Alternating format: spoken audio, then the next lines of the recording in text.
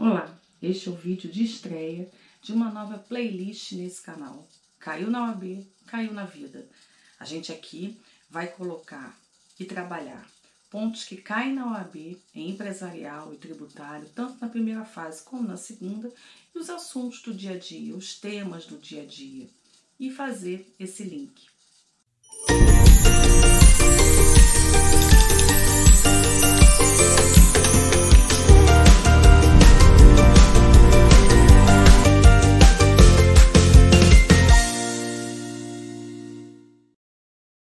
Sejam todos bem-vindos a esse vídeo de estreia da playlist Cai na OAB, Cai na Vida.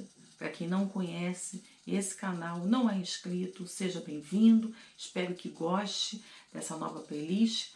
A outra que nós já temos no canal são os temas atuais. E essa, então, a finalidade dessa playlist é trazer temas de empresarial, de tributário, temas que trazem um pouco de conteúdo, fixar conteúdo, rever conteúdo que cai na OAB e relacionar com assuntos da vida, jurisprudências, notícias, e exatamente o tema dessa semana foi objeto de jurisprudência dessa semana, ou seja, notícia de decisões que aconteceram essa semana e que estão relacionadas não somente à situação econômica atual, mas também às propostas de alteração da Lei 11.101 de 2005.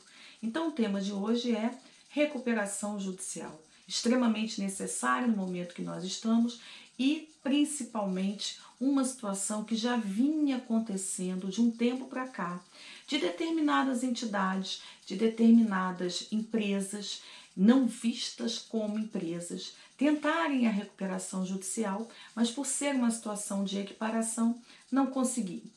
E hoje a gente tem, então, fechando essa semana, nessa sexta-feira da primeira semana de setembro, esse fechamento de dois devedores que conseguiram a recuperação judicial, em razão da equiparação como empresário. Então, primeiro vamos rever um pouquinho do conceito de empresário e depois a gente entra dentro desse tema do vídeo de hoje, que é essa recuperação judicial de um empresário por equiparação. Bom, o artigo 966 do Código Civil, ele traz ali duas teorias sobre o conceito de empresário. O caput do 966, ele remete ao empresário típico que pratica atividade de capital, típica empresarial, que era então comerciante na teoria dos atos do comércio, né?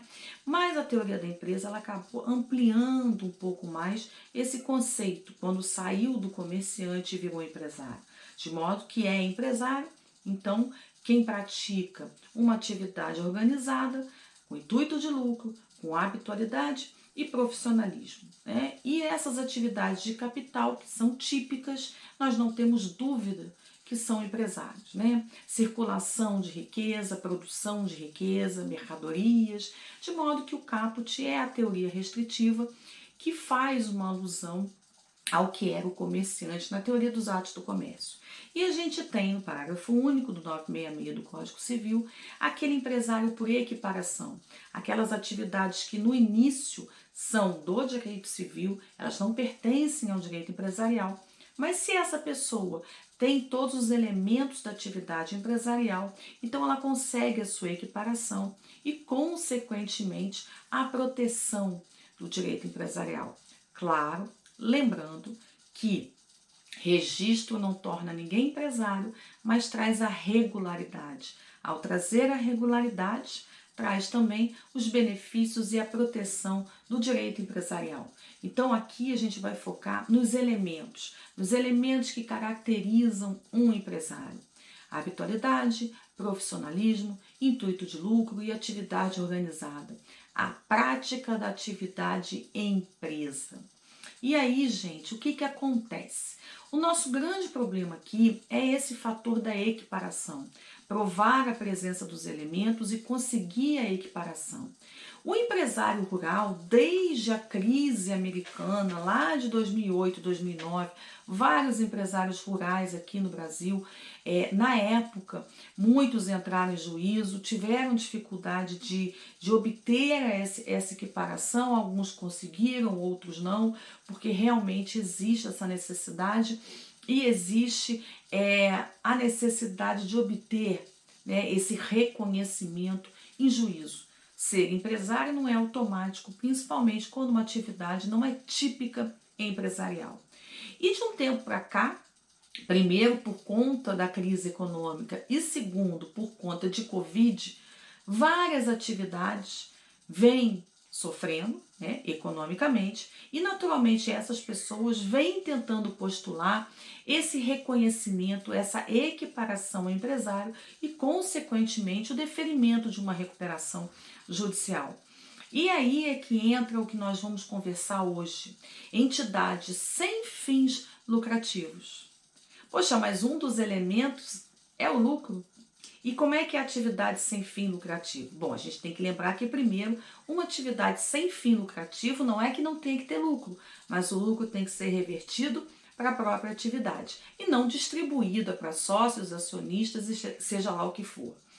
Essas atividades sem fins lucrativos, regra geral, elas são lá do direito civil.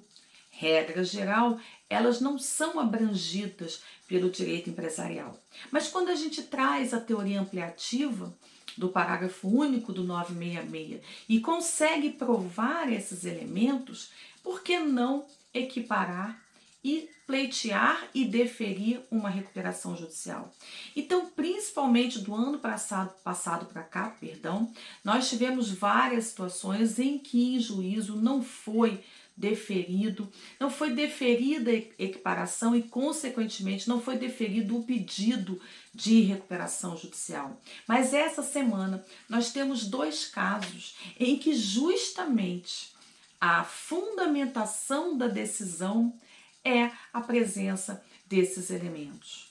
O primeiro caso aconteceu aqui no Rio de Janeiro, que é da Universidade Cândido Mendes. Ela conseguiu o reconhecimento de que a atividade dela tem uma atividade empresa, não é só uma entidade de ensino, é uma entidade de ensino organizada dentro do que se tem como empresarial, e pleiteando a recuperação judicial foi deferida com base nesse reconhecimento. E o Hospital Evangélico da Bahia, Salvador, conseguiu em Salvador o reconhecimento também dessa atividade de natureza empresarial e, consequentemente, a recuperação. Isso é uma situação bem interessante. Primeiro, atual.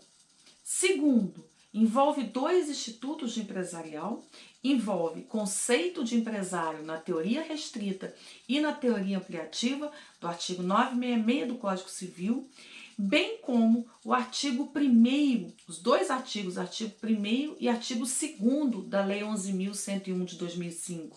Porque quando você vai olhar o artigo, principalmente o artigo 1º da Lei 11.101 de 2005, você tem que lembrar que o empresário que está ali é o empresário do 966 do Código Civil. Independente de registro, porque registrado é a recuperação. Falência atinge a todos, registrados ou não. Mas recuperação, aí é benefício, e aí eu tenho que entender como registrado, mas aí eu olho as duas teorias do 966, a restritiva e a ampliativa. Então, quando se tem esse tipo de reconhecimento, em ambos os casos, tanto da Bahia como do Rio de Janeiro, o foco, o fundamento foi o quê? É a equiparação em razão da presença da atividade empresa ali. E eu verifico a presença da atividade empresa em razão dos elementos da atividade empresa: habitualidade, profissionalismo, intuito de lucro e atividade organizada. Porque ainda que a atividade seja sem fins lucrativos, não quer dizer que não tenha lucro. Só que o lucro tem que ser revertido à atividade.